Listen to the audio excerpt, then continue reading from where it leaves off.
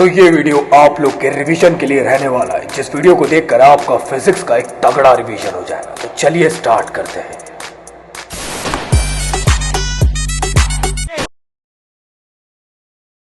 Bye bye Tata गया, मजा आया। और मैं ये जो मजा है हिंदुस्तान के हर व्यक्ति को देना चाहता हूँ। सो हेलो एवरीवन, कैसे हैं आप सभी लोग। तो रिवीजन सीरीज में आप लोग का बहुत बहुत स्वागत है। तो चलिए स्टार्ट करते हैं। मैग्नेटिज्म एंड मैटर क्लास 12 के पॉइंट ऑफ व्यू से रहने वाला है। तो चैप्टर की शुरुआत होती है मैग्नेट से। तो मैग्नेट क्या है? मैग्नेट एक ऐसे टाइप का मटेरियल है जो अपने अराउंड में मैग्नेटिक फील्ड प्रोड्यूस करता है। जो मैग्नेटिक फील्ड प्रोड्यूस होती है वो नॉर्थ से निकलती है, साउथ में जाती है। और साउथ से कहां जाती है मुझे कॉमेंट बॉक्स में बताओ। तो मैं ये कह सकता हूं कि मैग्नेट एक क्लोज लूप फॉर्म करता है। मैग्नेट दो टाइप के होते हैं, एक होता है नेचुरल और एक होता है आर्टिफिशियल। आखिर क्यों आर्टिफिशियल मैग्नेट को बनाने की जरूरत पड़ी? इसलिए क्योंकि ये स्ट्रॉन्ग मैग्नेटिक फील्ड प्रोड्यूस कर पाता है as compare to natural magnet के। इसके अलावा कुछ बेसिक आइडियाज की बात करें अगर हम लोग मैग्नेटिज्म की, तो याद रखना अर्थ खुद बिहेव करती है as like a bar magnet. और अगर मैं बार मैग्नेट को फ्रीली सस्पेंड कर दूं तो वो नॉर्थ साउथ डायरेक्शन में अपने आप अलाइंड हो जाएगा। साथ में एक और चीज याद रखना, अगर मैं दो बार मैग्नेट लिया, एक नॉर्थ साउथ और एक साउथ नॉर्थ, तो मतलब क्या हुआ? अनलाइक पोल्स हुए। और अनलाइक पोल्स जो रहते हैं वो एक दूसरे से अट्रैक्ट करते हैं और लाइक पोल्स जो रहते हैं वो एक दूसरे से रिपेल करते हैं। इसके बाद अगला टॉपिक होता है आप लोग का कि आखिर बार मैग्नेट क्या है। बार मैग्नेट मतलब कि ऐसे टाइप का मैग्नेट जो बार शेप का है। अब ये बार शेप दो तरीके से हो सकती है, या तो आपको सिलेंड्रिकल शेप का दिखेगा या तो आप लोग को रेक्टेंगुलर शेप का। बार मैग्नेट के अंदर मैग्नेटिक फील्ड की स्ट्रेंथ पोल पे ज्यादा होती है as compare to mid portion के। तो चलिए जान लेते हैं कि मैग्नेटिक लेंथ क्या होती है बार मैग्नेट की। तो मैग्नेटिक लेंथ जो बार मैग्नेट की होती है वो 2L होती है। लेकिन याद रखिएगा इफेक्टिव लेंथ क्या होती है। तो इफेक्टिव लेंथ की अगर मैं बात करूं तो देखो यहाँ नॉर्थ से लेकर साउथ तक की जो स्पेसिफिक पोर्शन है वो आप लोग का इफेक्टिव लेंथ है। और पूरी जो लेंथ है आप लोग की वो क्या है? Geometrical length. तो एक फॉर्मूला पूछा जा सकता है, इसके ऊपर न्यूमेरिकल आ सकता है। वो होता है कि इफेक्टिव लेंथ होती है 5/6 टाइम्स ऑफ ज्योमेट्रिकल लेंथ। तो अगला टॉपिक है कि क्या मोनोपोल एग्जिस्ट करते हैं। याद रखना कभी भी सिंगल पोल एग्जिस्ट नहीं करते। हमेशा पोल साथ में आप लोग को मिलेंगे किसी भी मैग्नेट के। तो मान लो एक मैग्नेट था, मैंने उसको तोड़ दिया, तीन हिस्से में भी तोड़ दिया, लेकिन यहाँ पे ऐसा नहीं हुआ कि नॉर्थ अलग हो गया साउथ अलग हो गया।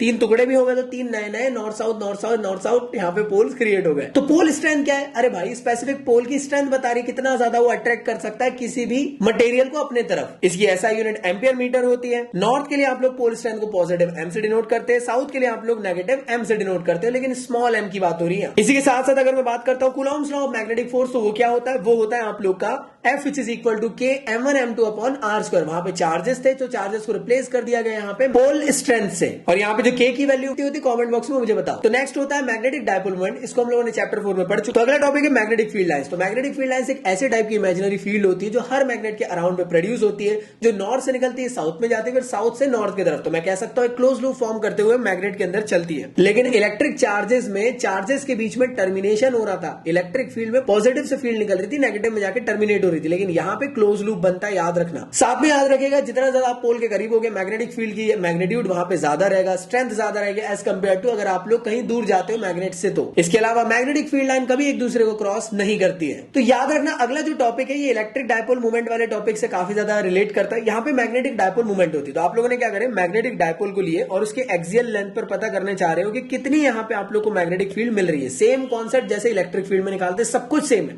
यहाँ पे जो फॉर्मूला निकल के आता है वो भी एकदम रेप्लीकेट होता है। देखो वहां क्या होता था, E which is equal to K 2P upon R की पावर 3। हाँ जी, वहां पे P था, यहां हम उसको रिप्लेस कर देंगे M से। वहां R था तो R तो डिस्टेंस सेम ही है।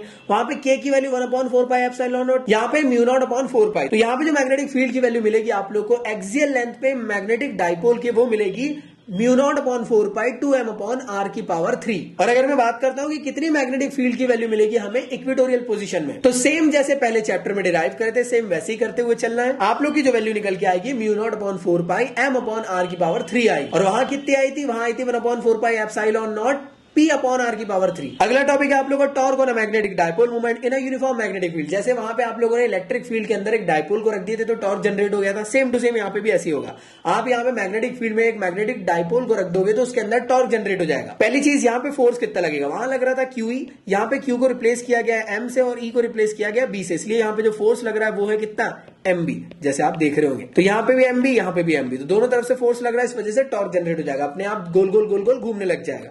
तो कितना टॉर्क जनरेट होता है? वो होता है यहाँ पे MB साइन थीटा, वहां पे होता था PE साइन थीटा। इसको आप लोग M क्रॉस B भी लिख सकते हो। इसके अलावा अगला टॉपिक काफी ज्यादा इंपॉर्टेंट है, ये डेरिवेशन बहुत ज्यादा इंपॉर्टेंट है, उसको अच्छे से पढ़ के जाना। बार मैग्नेटाइजन इक्विवेलेंट सोलेनॉइड। यहाँ पे आप लोग क्या करने वाले हो, एक सोलेनॉइड लेने वाले हो, उसके P पॉइंट पे पता करोगे कितनी मैग्नेटिक फील्ड। लेकिन आप लोगों ने आज तक पता नहीं कर पाए ना ऐसे टाइप का कुछ कॉन्सेप्ट। आप लोग को याद है एक छोटे से एलिमेंटल पोर्शन के लिए हम लोगों ने P पॉइंट पर एक्सियल डिस्टेंस पर मैग्नेटिक फील्ड निकाले हैं, वो थी बायो-सैवर्ट लॉ की दूसरी एप्लीकेशन। तो उसका जो फॉर्मूला आएगा उसके मदद से आप लोग यार टोटल सोलेनॉइड के लिए निकाल सकते हो। मतलब क्या, आप लोग छोटे से पोर्शन के लिए पहले यहाँ पे निकाल लो कितनी वैल्यू आ रही है, फिर आप लोग उसको इंटीग्रेट कर देना 0 से 2L के लिए, मतलब total length of the solenoid के लिए। तो जैसे आप देख पा रहे हो यहाँ पे R की वैल्यू क्या थी, वहां पे R की वैल्यू ये वाली लेंथ से लेकर P तक की डिस्टेंस थी। यहाँ पे R की वैल्यू चेंज हो जाएगी, R माइनस एक्स हो जाएगा, बिकॉज यहाँ से लेकर यहाँ तक के R माइनस एक्स है। तो फर्दर सॉल्व करते हुए चलोगे और जो आप लोग के पास मैग्नेटिक फील्ड की वैल्यू निकल के आएगी वो आएगी म्यू नॉट अपॉन 4 पाई 2m अपॉन R की पावर 3, जो कि एक स्पेसिफिक सोलेनॉइड के अंदर आप लोग को आ रही है। अगला टॉपिक है आप लोग का मैग्नेटिक इंटेंसिटी, जिसको हम लोग H से डिनोट करते हैं। इसका मतलब ये होता है कि मैग्नेटिक फील्ड की कितनी कैपेसिटी है कि किसी मटेरियल को मैग्नेटाइज कर दे, और ये होता है ratio of magnetic induction to the permeability. इसकी SI यूनिट होती है एम्पियर पर मीटर। इसके बाद टॉपिक निकल के आता है इंटेंसिटी ऑफ मैग्नेटाइजेशन। ये टॉपिक आप लोग को समझाता है कि मैग्नेटाइज मटेरियल किस हद तक के अपने आप को मैग्नेटाइज कर सकता है। इसको डिनोट करते हैं I से, और ये होता है आप लोग का मैग्नेटिक मूवमेंट अपॉन वॉल्यूम, और इसकी जो SI यूनिट है उसको हम लोग एम्पियर पर मीटर से डिनोट करते हैं। इसके बाद अगला होता है मैग्नेटिक इंडक्शन, जिसे हम लोग B से डिनोट करते हैं, और इसका बेसिक फॉर्मूला आप लोग याद रख लेना, वो होता है म्यू नॉट ब्रैकेट के अंदर H प्लस I। इसकी SI यूनिट होती है टेस्ला। याद रखिएगा, इसे मैग्नेटिक फ्लक्स या फिर सिंपल मैग्नेटिक फील्ड के नाम से भी जाना जाता है। साथ ही साथ मैग्नेटिक इंटेंसिटी को मैग्नेटाइजिंग फोर्स और मैग्नेटिक फील्ड स्ट्रेंथ के नाम से भी जाना जाता है। सो नेक्स्ट टॉपिक है आप लोग का मैग्नेटाइजिंग ससेप्टिबिलिटी। इसको हम लोग साई से डिनोट करते हैं। इसके थ्रू आप लोग ये मेजर कर सकते हो कि कोई भी मैग्नेटाइज सब्सटेंस कितना ज्यादा मैग्नेटाइज हो रहा है, और इसका फॉर्मूला होता है I अपॉन H। I क्या होता है, H क्या होता है, कमेंट बॉक्स में अभी बताओ।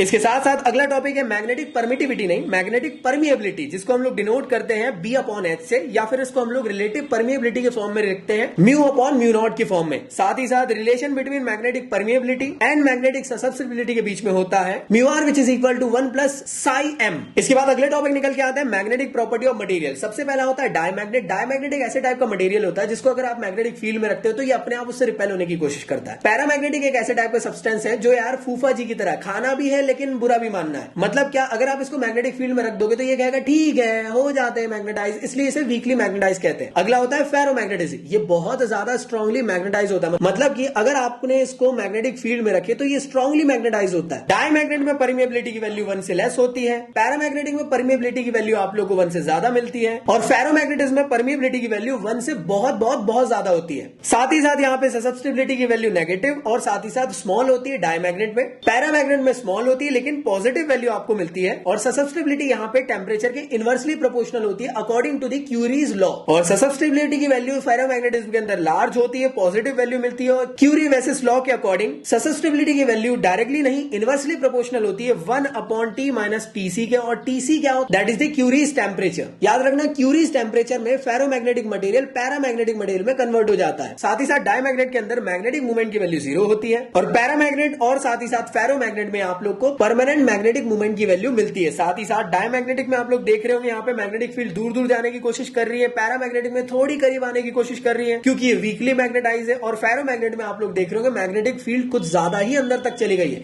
इस वजह से इसको आयरन कोर में, इस वजह से इसको आप लोग यूज करते हो कहां पे, मूविंग कॉइल गैल्वेनोमीटर के अंदर में। सॉफ्ट आयरन कोर जो है वो इसी प्रॉपर्टी पे बेस्ड है। अगर मैं एग्जांपल की बात करूं तो डायमैग्नेट एंटीमनी के लिए एग्जांपल लिख सकते हो आप लोग, एल्यूमिनियम पैरामैग्नेट के लिए, और साथ ही साथ निकल लिख सकते हो फेरोमैग्नेटिस के लिए। तो यहां से होता है आप लोग का चैप्टर खत्म। आई होप आप लोग को सारी चीजें समझ में आ गई होगी। इसी के साथ साथ अगर आप लोग को डिटेल में आज मेरे साथ यार EM वेव ऑप्टिक्स को कंप्लीट करना है तो बेशक आप लोग मेरे साथ ज्वाइन कर सकते हो लाइव सेशन अनअकैडमी की फ्री क्लास में, जहां पे मैं आप लोग को डिटेल में क्लासेस को कवर अप करवाने वाला हूं आज रात 8 बजे। तो लिंक डिस्क्रिप्शन में गिवन है, जल्दी से जाएं, पिन है आप लोग को वहां पे लिंक। क्लास को एनरोल करें और अपनी प्रिपरेशन को जल्द से जल्द स्टार्ट करें। तो मिलता है नेक्स्ट वीडियो में, जब तक गुड बाय। पढ़ाई करते रहो, सदा सेक्सी रहो मेरे स्टूडेंट्स, मेरी जान। Bye bye.